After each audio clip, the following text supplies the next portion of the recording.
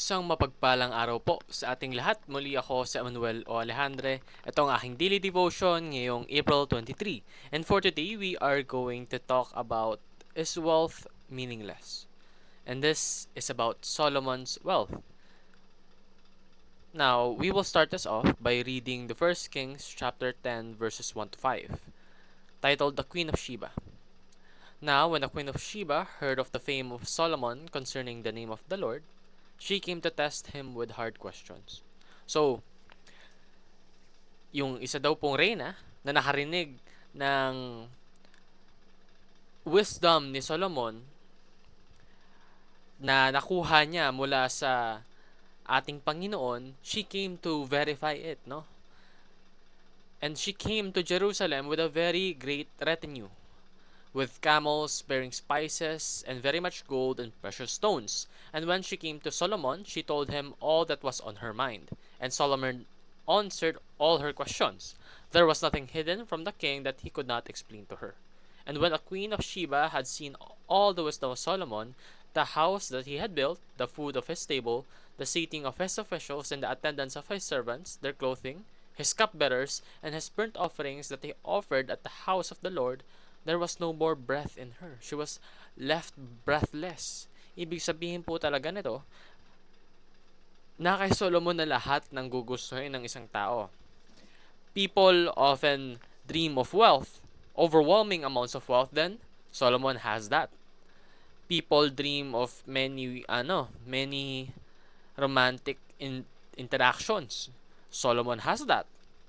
And people dream of wisdom and intelligence, and Solomon has that. Solomon had everything a person could ever dream of.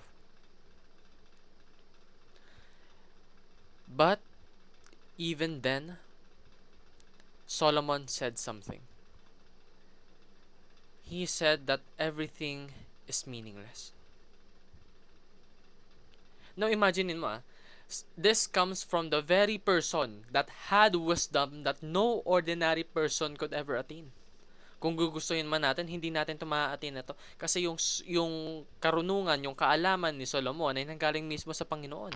Sinabi ng Panginoon na walang magiging katulad mo. And mula dun sa biniyayaan ng Panginoon ng ganong type of wisdom, came the phrase of everything is meaningless. It really gets you wondering, no? Ano ba talaga yung punto ng ginagawa natin? Well,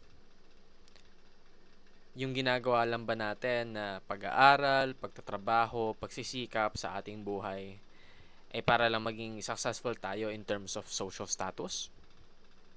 No. We need to understand that life is not about wealth, it's not about power, and it's not about fame. Those things come and go.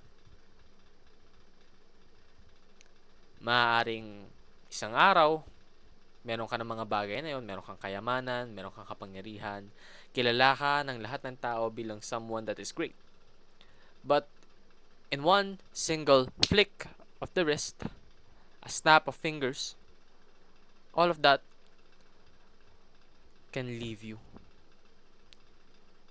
Yung yaman nawawala. Yung kapangyarihan nauubos. Yung fame napapalitan ng pangungutya. And it just makes it hard because then what is the meaning of life? Is everything meaningless? Well, no.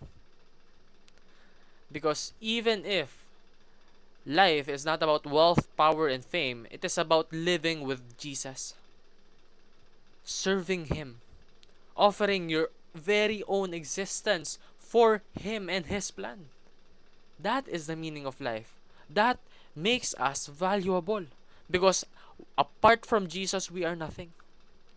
We are meaningless. Everything is meaningless without God. So understand that only the things we do for the glory of God matter. Lahat ng materialistic na bagay nawawala, pero yung relasyon natin sa ating Panginoon, that is eternal. So, what do you live for? Do you live for fame, wealth, and power? Or do you live for Jesus? Yun naman po ang aking daily devotion. Maraming salamat sa pakikinig. Pagpalain po tayong lahat. Let us all give glory to God.